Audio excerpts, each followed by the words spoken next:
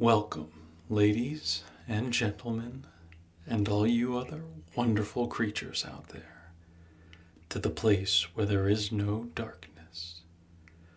For there is a time when we must bring our own light to the world. And now is that time.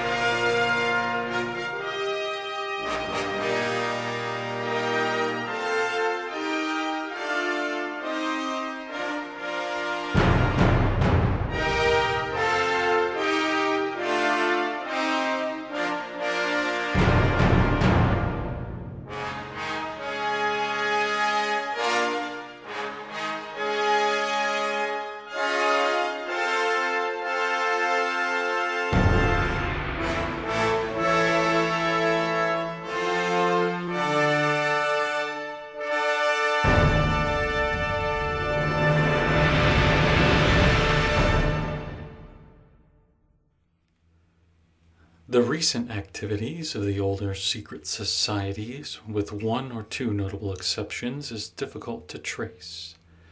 Numerous orders, fraternities, societies, and cults have come into existence, many claiming an honorable antiquity, but few in a position to prove their claims to those of scholarly inclination.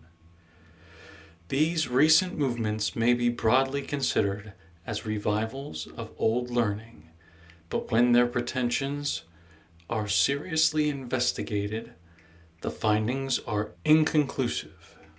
For this reason, it seems wiser to refrain from passing judgment upon them. Even the most sincere efforts to clarify the situation would result in unfortunate animosities.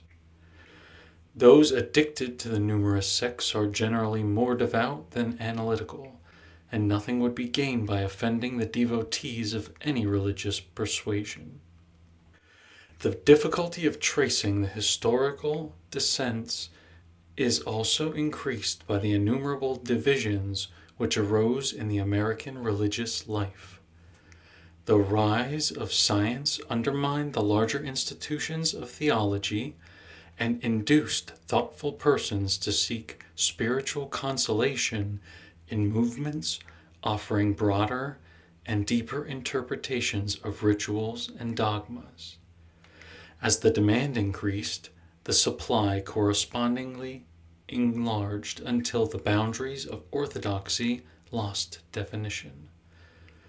The 19th century intellectual became a free thinker, convinced that his own judgment was superior to that of the clergy. The free thinker was neither agnostic nor an atheist. He was a liberal, convinced that freedom included the privilege of questioning authority, both sacred and profane. Emancipation, however, was a mixed blessing. It was one thing to escape the old superstitions, and quite another thing to be wise enough to not fall into new errors. Many beliefs that flourished for a time were slight improvements, but had the virtue of being different, if not better. As may be expected, there was a luxurious growth of absurd notions. They flourished upon the prevailing ignorance, but having no roots in good soil, these parasitical cults were fascinating but ineffective. The most bizarre were short-lived or survived only at the expense of the credulous. Substantially, the citizens of the 19th century received as a legacy the principles and convictions of the 18th century political societies. The age of reason had secured the rights of man. It then remained for education to provide the machinery required to protect those rights. Democracy had emerged as fact, but the fact was not sufficient. The theory of freedom could be preserved by secret societies, but the practice of freedom required the cooperation of an enlightened people dedicated to a lofty ethical standard. When evaluating the esoteric groups of this period, the most reliable guide is their acceptance of the responsibility of the Great Plan. Progress is not ordinarily for the advancement of the individual, but for the unfoldment of the universal project. The real esoteric schools still labor towards the goal of the world commonwealth. The plan remains utopian, and the disciple, advancing through the grades of the legitimate initiate system, is being prepared, not for personal emancipation, but as an instrument for the liberation of his fellow men. Wherever religious inducements are personal and selfish, or the devotee is encouraged to advance in his own growth without consideration for others, there is something wrong with the policy of the sect. Yet, the literature of modern metaphysical movements seldom emphasizes growth as responsibility. The reader is encouraged to study mystical systems or to affiliate with organizations claiming extraordinary knowledge in the hope that he will acquire the skill to advance his own condition. Where such objectives are used to intrigue the gullible, those of sincere mind and heart are entitled to reservations. The old secret societies remain as they have always been, custodians of an over-conviction. They are now emphasizing the right use of privileges. Education can be conferred by schools and universities, but enlightenment must still result from internal growth. Without the proper development of his superphysical resources, the individual cannot protect his physical rights and privileges. Progress of society always demands that the human being as a person be advanced in the institutions which he creates. When leadership passes to the keeping of external enterprises, the person becomes a slave to his own project. This is not the plan, and if the condition continues uncorrected, physical society will collapse upon the individual, burying him beneath the debris of his own productions. With the rise of materialism, the secret societies were concealed from the profane, not by any elaborate machinery of their own, but by popular disbelief. There was no place for sacred institutions in minds already dedicated to scientific skepticism. The importance of invisible principles over visible purposes and ambitions was simply ignored. Only that small minority which remained true to a higher standard of values continued to be concerned with inevitable outcome. For the majority, the physical world with its wonders was sufficient to absorb all available time and interest. The result is obvious. The physical state of man enlarged, and his ethical horizons were appropriately narrowed. The old adversaries were gone. The power of the church and state to plague the destiny of the average man was broken.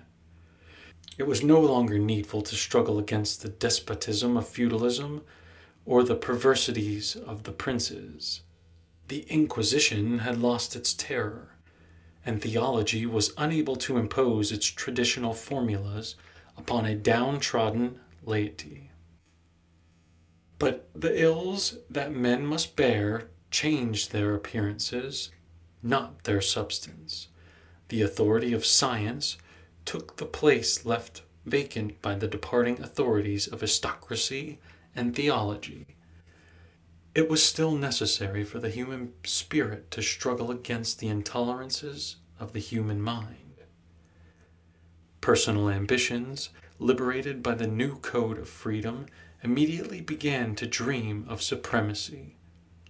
A vast concept, highly competitive in principle and highly destructive in practice, perpetuated most of the instruments of the old tyranny.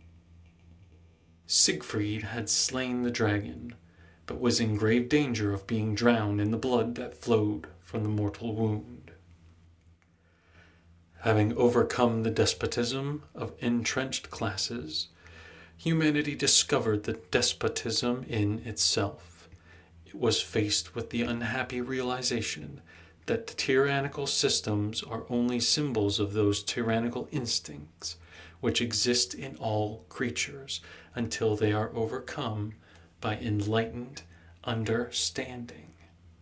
It is evident that the continued operations of the genuine secret societies make it unwise to describe them or identify their members. Humanity has not yet reached a state of collective security in which leadership beyond the political sphere is unnecessary. The need for guidance actually increases with the complexity of mundane affairs. All of sincere heart find consolation in the conviction that powers beyond and above human corruption continue to administer the destiny of the globe. It would be a mistake to confuse this governing body with the various sects which pretend to authority, but give no indications or proof that they can manage efficiently even their own affairs. Those sensitive to subtle values will find positive indications of fortuitous intervention if they care to seek for them. The landmarks are not obvious to the profane, but years of familiarity with the proportions of the project enable the thoughtful to recognize the systematic unfoldment of the great plan. The truth is more obvious among those peoples whose religions acknowledge the existence of an invisible government. This has always been concealed in the descent of the Western mystery religion. Once Christianity had rejected paganism, it refused to recognize the esoteric orders of the pre-Christian world. It regarded them as detrimental to its own prestige, and sought relentlessly to exterminate them. This was impossible, but the Church refused to accept and to teach a universal religion or a universal philosophy. The spiritual mysteries of life belong to no one faith, race, or school. In order to advance itself as the supreme custodian of salvation, ecclesiasticism had to reject the mystery system. In doing so, it did not destroy that system, but forfeited its own place as an instrument for the fulfillment of the great plan. In its efforts to usurp this high destiny for itself, the Church obscured the very essentials of human progress and discouraged its followers from those noble and unselfish convictions which might long ago have supplied the incentives for a universal reformation of mankind. When legitimate authority passed from the Church to the orders of the Quest, this secret ecclesia drew itself to those who truly loved mankind. Even with the passing of centuries, the rift has not been mended. Theological groups still emphasize a personal salvation achieved by miraculous means. In this case, the very word miraculous stands for the rejected esoteric tradition. It is the undefined and, for the theological, undefinable science of a human regeneration. It is not sufficient to say that beyond the Church is only the unknown sphere of God. Actually, beyond the Church are the mysteries, guarded by the shepherds of men. There is nothing that can limit the merit of present action more completely than lack of vision about accumulative consequences of action. Humanity can release itself from defeatism only when the true proportions of the great plan are at least partly perceived. The lack of realization of higher purpose contributes to the cultivation of less desirable motives and inclinations. The secret societies are now engaged upon a broad reformation of the world educational concept. The great universities and schools must fulfill the destiny which conceived them and sustained them through the long and troublous times. Humanity cannot be preserved by the 3 R's unless the universal truths locked within the forms of the arts and sciences are released. Just as mysticism once opened and revealed the secrets of religion, so it must now open and reveal the secrets of the sciences. Forms must give up the spirits locked within them. Otherwise, the seeds cannot grow and bear their proper fruit. The great tree which is knowledge, with its 12 branches, is for the healing of the nations. Who shall say that it has revealed the fullness of its benefits?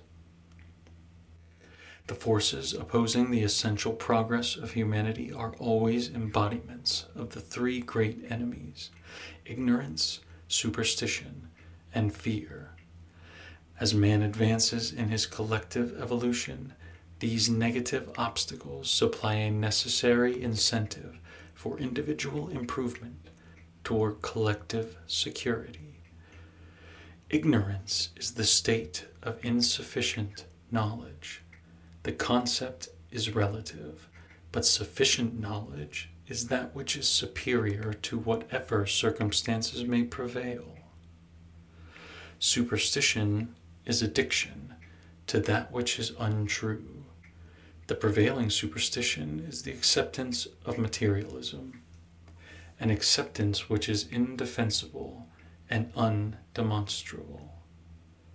Fear is man's anxiety over the consequences of his own actions, becoming the victim of the collective conduct of his own kind.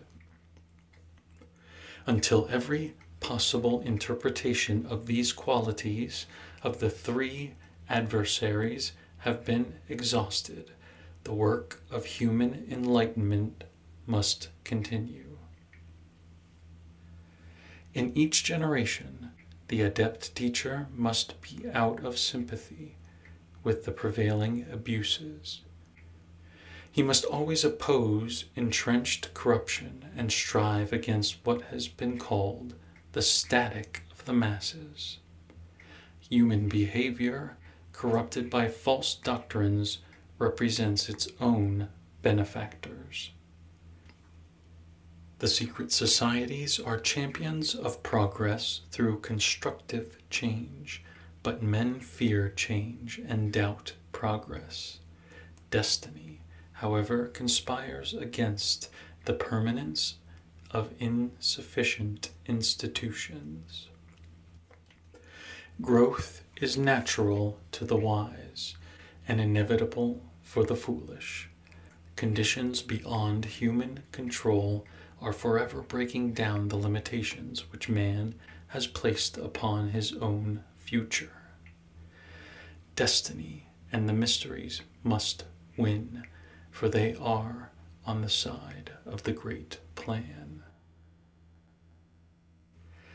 As that which is necessary always provides the means for supplying its own necessity, the human state proves the exoteric tradition.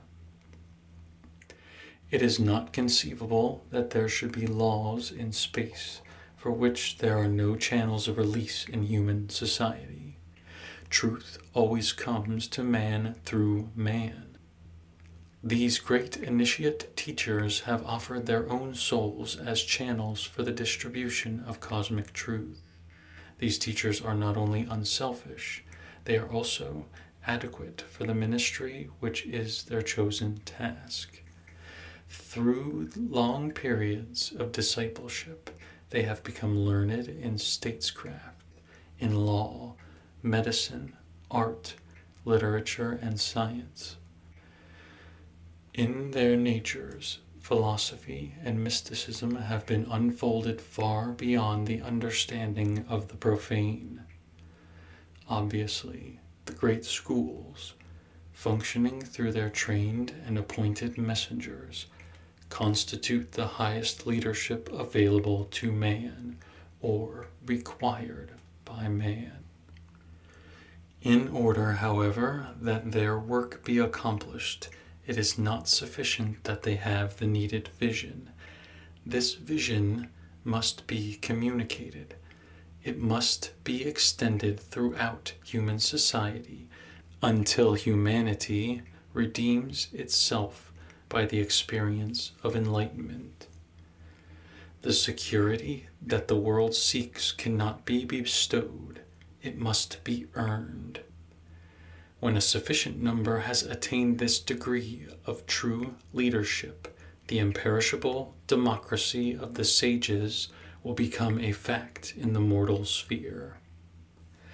The genuine esoteric associations always require that disciples prepare themselves for careers of practical service. The student was expected to attain to a state of unusual skill or proficiency in some branch of learning. He was then to practice this profession or craft as a means of extending his sphere of constructive influence. He was to teach through example, enriching his chosen vocation with the overtones of enlightened religious philosophy, thus gradually creating a significant zone of influence. He was available for whatever task the keepers of the great plan required. Practical ends can only be achieved by practical means, and the agents of the universal reformation must be sufficient for every emergency. Rather than attempt to indicate modern organizations which may or may not be instruments of the mystery system, it is more useful to recommend that each truth seeker make use of his own faculties of discrimination. The esoteric orders have never accepted candidates without reasonable qualifications, nor have they offered any inducements except the privilege of becoming unselfish, useful, and humble. They have never promised to gratify the whims of mortals, and have reserved the right to select in their own way those whom they believe to have the courage, the insight, and the fortitude which the magnitude of the project demanded. Human society cannot be preserved by fraternities of the unfit, even though the members be well-intentioned. Successful leaders in various materialistic fields usually lack qualifications essential for discipleship in the secret schools. Those aspiring to become initiate teachers must discipline and improve their abilities before their candidacy can be considered. Those initiates of the Western descent whose names are known convey a fair impression of the acceptable qualifications. Such men as Roger Bacon, Francis of Assisi, Dante, Paracelsus, Basil Valentine, Robert Fludd, Francis Bacon, and Saint Germain immediately recall the remarkable abilities, the wonderful devotion, and the enduring fortitude of those who resolved to devote their lives to the improvement of mankind.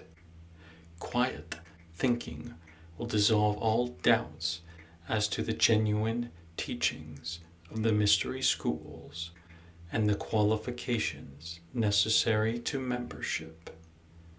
Usually, the schools selected their disciples, imposing upon them rules of discrimination and discretion, so that no matter of importance was entrusted to anyone still plagued by his own ambitions or likely to succumb to the temptations of worldly acclaim.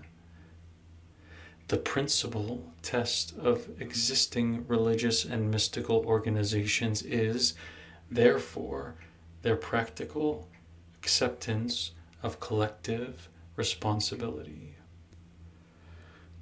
If the group is concerned primarily with the perpetuation of its own abstract doctrines and has provided no means for the direct application of these doctrines for the advancement of all men, something is wrong. Wisdom is not destined for the few. Certainly, it must be given to a few, that through them it may be taught to the many. Any group which imposes artificial limitations of prejudice, bigotry, or intellectual exclusiveness frustrates the legitimate program of universal enlightenment. No one religion, philosophy, sect, or creed will ever be the sole custodian of the esoteric tradition. Organizations pretending to provide the only hope of salvation can be immediately discarded. The Great Plan has taken on innumerable appearances that meet the requirements of human evolution, but the plan itself is beyond all appearances. Many have the privilege of serving, but only the divine wisdom itself has the authority to dogmatize, and it has never indulged in that prerogative. The design is not difficult to visualize if the mind and heart are properly receptive. The religions, philosophies, sciences, and arts of mankind are all ensouled organisms. They grow up in the world like flowers in a field, all nourished by the same light and moisture. It profits nothing to argue as to which of these flowers is the fairest or which is the most likely to survive, nor is it more practical to debate such issues as which shrub was predestined to govern the others. All are channels for the one life which alone determines the fulfillment of the processes of growth. The separate organisms of learning must finally come together to form one vast organism. If one part be lacking, the body will be imperfect. Who shall say in a magnificent association of this kind that any of the fragments which form the perfect whole is unessential? Remember, the great league of learning is a democratic commonwealth, and not an autocracy of the elect. The great league is the fruit of the great plan. Once the body of knowledge has been ordered by the canons of esoteric architecture, it becomes one vast sanctuary. It is the temple built without hands, the everlasting house. Into this body the great plan incarnates, so that the form itself, built by men through love and consecration, is ensouled with the immortal light of the mystery tradition. There are two motions in human society. One is toward understanding, and this is the unifying force. The other motion is toward misunderstanding, and this is the dividing force. Each human being advances the universal destiny to the degree that he overcomes within himself the impulses to divide and separate. It is not always possible to defend the conduct of groups or individuals, or to cooperate with that which is obviously perverse. Too often, however, division is due simply to prejudice, or to those egocentric impulses which tend to isolation through a false conviction of personal superiority. All institutions, sacred and secular, are composed of human beings. As these grow and unfold their natural consciousness, they verge toward each other by simple convictions of fraternity. Every possible effort should be made to encourage good feeling between sincere persons of different beliefs. This is only possible when all are generous and find justification in the realization of the pressing need of united effort. The pages of history reveal the irresistible unifying force operating in human affairs. The story of man is the record of the struggle upward and forward from isolation to unification. No one can go against this motion without betraying himself, his world, and his God. All good things have come to those who have learned to work together, for this simple procedure is a symbol of civilization. Cooperation is the great work, the social alchemy which produces the universal medicine.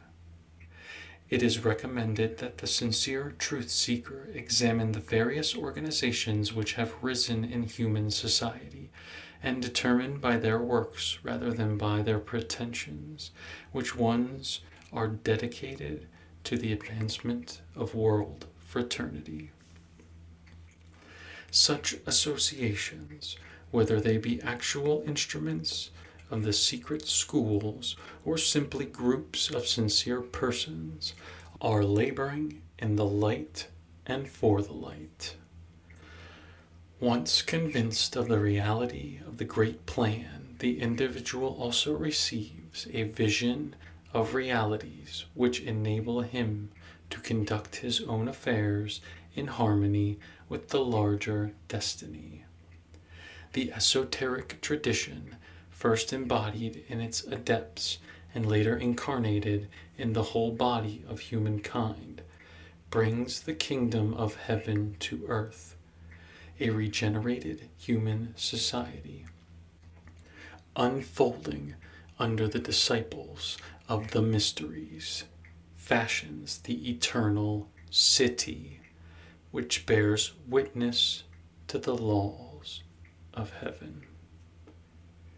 Who shall deny that this vision of things possible to man is the noblest and most wonderful of human dreams?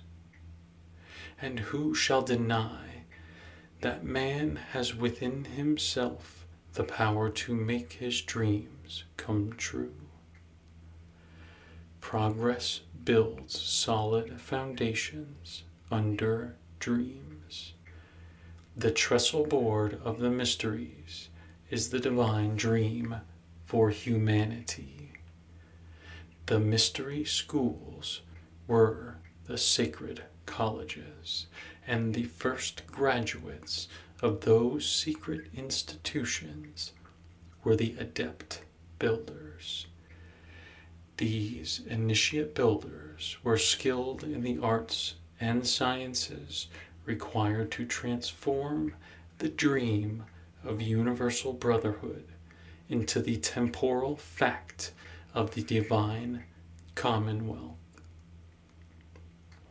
The initiate Jesus, personifying the great plan, declared its simple rule when he said, "He that is not with me is against me."